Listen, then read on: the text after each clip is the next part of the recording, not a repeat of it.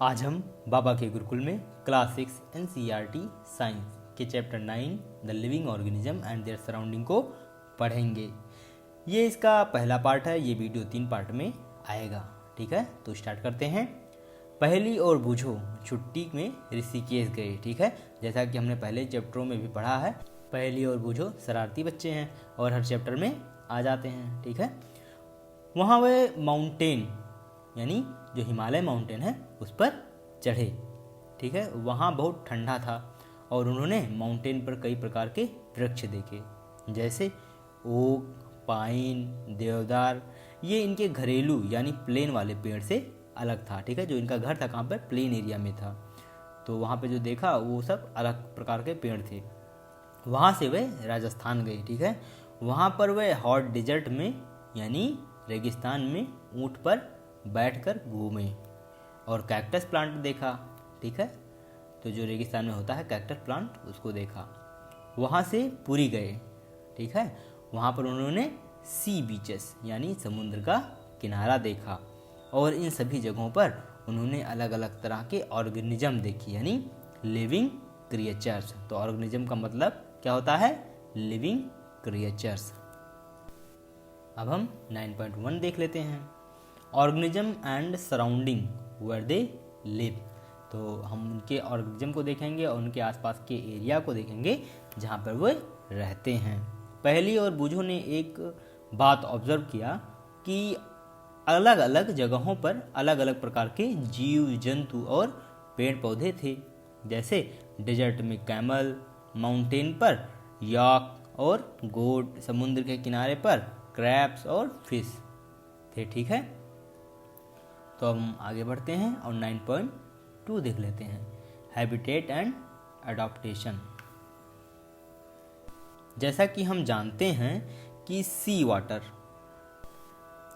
Saline होता है और उसमें रहने वाले प्लांट्स और एनिमल पानी में डिजॉल्व एयर को प्रयोग करते हैं। डेजर्ट में बहुत कम पानी होता है, वहाँ पर दिन बहुत गर्म होता है। ठीक है, जो वहाँ का दिन होता है वो बहुत गर्म होता है और रात बहुत ठंडी होती है। ठीक है, ये रहने वाले एनिमल्स मतलब जो यहाँ रहने वाले एनिमल हैं और प्लांट यहाँ के सराउंडिंग को अडॉप्ट कर लेते हैं। ठीक है, जैसा कि आप जानते होंगे कि जो भी एनिमल जहाँ पे रहते हैं उसी के हिसाब से अपना घर बना लेते हैं, वहाँ पे अडॉप्ट कर लेते हैं। ठीक है, तो वहाँ के जो एनिमल हैं अपने सराउंडिंग को क्या कर लेते हैं, अडॉप्ट कर लेते हैं। डेजर्ट और सी की सराउंडिंग एक दूसरे से एकदम अलग होती है। यहाँ पर रहने के लिए जानवरों की शारीरिक बनावट यहाँ के वातावरण के अनुसार होती है। ठीक है, कि जैसे समुद्र में जो जीव रहते हैं वहाँ के वातावरण के अनुसार उनकी शारीरिक बनावट होती है, और जो डेजर्ट में रहते हैं उनकी शारीरिक बनावट वहाँ के सराउंडिंग के अनुसार होती है, जैसे वहाँ पे सर्वाइव कर सकें। ठीक है, जैसे कैमल का जो बॉडी स्ट्रक्चर इस प्रकार का होता है कि वह डेजर्ट कंडीशन में सर्वाइव कर सके। इसके पैर लंबे होते हैं। ठीक है, ताकि गर्म रेत से यानी बालू से उसकी बॉडी दूर रहे। वह बहुत कम यूरिन एक्सक्रीट करता है। उनके डंग बहुत ड्राई होते हैं मतलब सूखे हुए होते हैं और उन्हें पसीना नहीं होता है। ठीक है, क्योंकि उनकी बॉडी बहुत कम पानी को लॉस करती है, इसीलिए वे बहुत दिनों तक बिना पानी के जिंदा रहते हैं। ठीक है, हम आपको बता दें डंग का मतलब क्या होता है, गोबर। अब हम कुछ समुद्री जीवों के बारे में जान लेते हैं। जैसे फिश होती है, कई प्रकार की होती हैं, लेकिन इनकी बॉडी में सिमिलरिटीज़ होती हैं। सभी फिश की बॉडी स्ट्रीमलाइन होती है, जैसा कि हमने पिछले चैप्टर में पढ़ा था कि स्ट्रीमलाइन क्या होता है। ठीक है, तो आप कमेंट बॉक्स में बताएंगे कि स्ट्रीमलाइन क्या होता है। ठीक है, स्ट्रीमलाइन बॉडी उन्हें पानी में मूव करने में मदद करती है। उसके बॉडी पर स्लिपरी स्केल्स होते हैं। ठीक है, जो उनकी बॉडी होती है उस पर क्या होते हैं, स्लिपरी स्केल्स होते हैं, जो कि उन्हें पानी के अंदर इजी मूवमेंट प्रोवाइड करते हैं। फिश में फ्लैट फिन्स और टेल होते हैं, जो कि उसकी डायरेक्शन बदलने और उनकी बॉडी के बैलेंस को बनाने में उनकी मदद करते हैं। फिश में गिल्स होते हैं, जो कि उनको पानी के अंदर ऑक्सीजन लेने में उनकी मदद करते हैं। ठीक है, यहाँ पर हमने एनिमल्स की 2 वाइड वैरायटी को लिया है, ठीक है। इसी प्रकार बहुत सारे एनिमल्स और प्लांट होते हैं जो अपनी बॉडी को अपने सराउंडिंग के हिसाब से ढाल लेते हैं, ठीक है। तो जो हमने यहाँ पे एग्जांपल लिया है केवल फिश का और कैमल का लिया है, लेकिन वहाँ बहुत सारे जो एनिमल्स होते हैं, प्लांट होते हैं और वो अपनी जो बॉडी होती है उनको अपने सराउंडिंग के हिसाब से ही ढाल लेते हैं। इसी को हम अडॉप्टेशन कहते हैं, ठीक है। जो अपनी बॉडी को अपने सराउंडिंग के हिसाब से ढालते हैं, इसी को हम क्या कहते हैं, अडॉप्टेशन कहते हैं।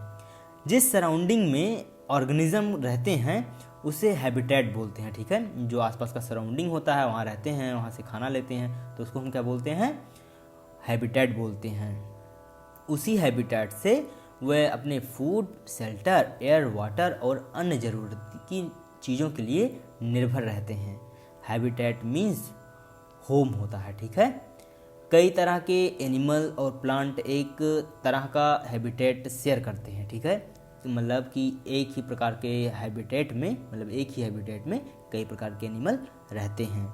जो प्लांट्स और एनिमल ज़मीन यानी लैंड पर रहते हैं उन्हें कहते हैं कि वे टेरेस्ट्रियल हैबिटेट में रहते हैं, ठीक है। कि उन्हें क्या बोलते हैं कि जो प्लांट लैंड पे होते हैं, एनिमल जो लैंड पे होते हैं, उन्हें क्या बोलते हैं, टेरेस्ट्रियल हैबिटेट में रहते हैं, ठीक है। तो टेरेस्ट्रियल हैबिटेट मतलब लैंड पे रहना, तो इसे आप याद कर लेंगे। जैसे ग्रास लैंड, डेजर्ट, ठीक है, कोस्टल रीजन, माउंटेन, ये सब क्या है, टेरेस्ट्रियल रीजन है, ठीक है। आगे बढ़ते हैं। और जो एनिमल्स और प्लांट पानी में रहते हैं उन्हें कहते हैं कि ये एक्वेटिक हैबिटेट में रहते हैं। तो मतलब ये हो गया कि जो हमारा वाटर बॉडी है उसको हम क्या बोलते हैं, एक्वेटिक हैबिटेट, ठीक है। जैसे ponds, swamp, river, lake, ocean, ये सब क्या है, एक्वेटिक हैबिटेट हैं। जो यहाँ पे एनिमल रहते हैं या प्लांट रहते हैं उन्हें एक्वेटिक एनिमल या एक्वेटिक प्लांट भी बोलते हैं। फॉरेस्ट, ग्रासलैंड, डेजर्ट और माउंटेन्स में बहुत सारे अंतर होते हैं जो कि दुनिया के अलग अलग स्थानों में पाए जाते हैं। मतलब ये हुआ कि दुनिया के अलग अलग स्थानों पर पाए जाने वाले ग्रासलैंड, माउंटेन और डेजर्ट में अंतर होता है, ठीक है। जैसे कहीं का फॉरेस्ट किसी और प्रकार का होगा, तो कहीं का घना होगा तो कहीं का कम घना होगा, ठीक है। तो जो अलग अलग स्थानों पर पाए जाते हैं उन चीज़ों में अंतर होता है, ठीक है। अब हम देखेंगे biotic and abiotic component. Habitat में जो लिविंग थिंग्स होते हैं जैसे प्लांट, एनिमल, उन्हें हम बायोटिक कंपोनेंट कहते हैं। और जो नॉन लिविंग होते हैं जैसे वाटर, रॉक, एयर, सॉइल आदि को हम अबायोटिक कंपोनेंट कहते हैं। तो ये इंपॉर्टेंट चीज़ है, इसे आप याद कर लेंगे, बायोटिक, अबायोटिक, ठीक है। आपने चैप्टर 1 में मूंग और चना के स्प्राउट के बारे में पढ़ा था, ठीक है, जैसा कि हम लोगों ने पढ़ा था ना। जब सीड स्प्राउट में बदल जाता है तो उसे हम जर्मिनेटेड कहते हैं, ठीक है। जब उसमें से सीड से जो अंकुर होता है यानी स्प्राउट होता है तो उसे हम क्या करते हैं, जर्मिनेटेड बोलते हैं। कुछ सूखी हुई मूंग की सीड को इकट्ठा करें और थोड़ा सा उसमें से निकाल लें, ठीक है। तो आपको क्या करना है, मूंग को इकट्ठा करना है और उसमें से थोड़ा सा निकाल कर अलग कर लेना है, और जो बचा हुआ सीड है उसे पानी में भिगो दें, मतलब भिगो देना है, ठीक है। फिर भिगोए हुए सीड को 4 पार्ट में बांट लें, ठीक है। तो आपको क्या करना है, जो बचा हुआ सीड है उसे 4 पार्ट में बांटना है। तो अभी तक जो हमने बताया कि पहले आपको क्या करना है, सीड को लेना है, उसको एक पार्ट को थोड़ा सा निकाल लेना है, बचे हुए पार्ट को पानी में भिगो देना है, ठीक है। अब भिगोए हुए जो सीड हैं उसको 4 पार्ट में बांट लें। इन 4 पार्ट में से एक पार्ट को 3 से 4 दिन और पानी में डुबोकर रख दें, ठीक है। जो उसमें से एक पार्ट हो उसको 3 से 4 दिन पानी में डुबोकर रख दें।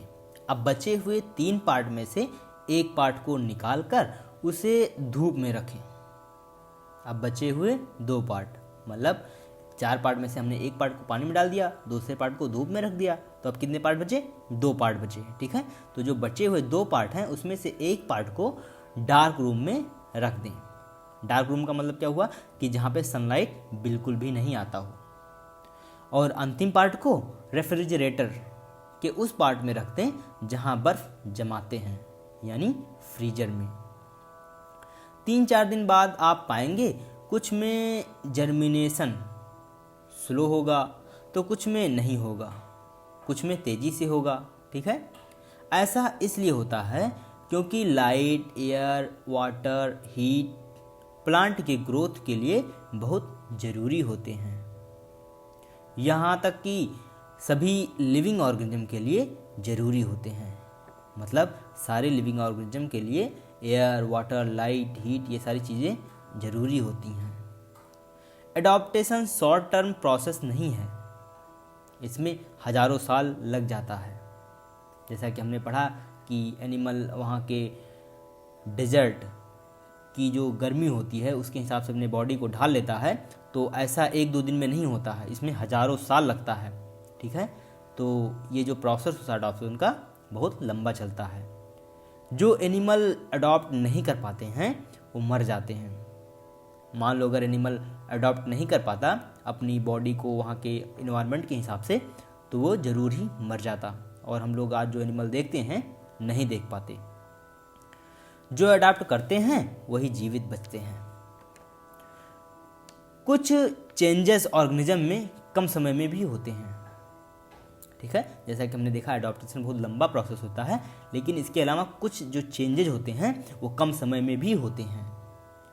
उन्हें अपने बदलते सराउंडिंग में एडजस्ट करने में मदद करते हैं। मतलब जो उनका सराउंडिंग होता है उनमें बदलती हुई कंडीशन में एडजस्ट करने में मदद करते हैं। ठीक है, जैसे जब हम कभी माउंटेन पर जाते हैं तो हमें सांस लेने में समस्याएं होती हैं, लेकिन कुछ दिनों में ही हमारी बॉडी इस कंडीशन को अडॉप्ट कर लेती है और हमें सांस लेने में समस्या नहीं होती है। इस प्रकार की छोटी समय में बॉडी द्वारा एडजस्ट को एक्लिमेटाइजेशन कहते हैं, यानी परिस्थिति अनुकूल। तो यहाँ पर आपका ये पार्ट समाप्त हुआ। हमारे साथ यहाँ पर बने रहने के लिए आप सभी का बहुत बहुत धन्यवाद। नेक्स्ट पार्ट हम अगले वीडियो में लाएंगे।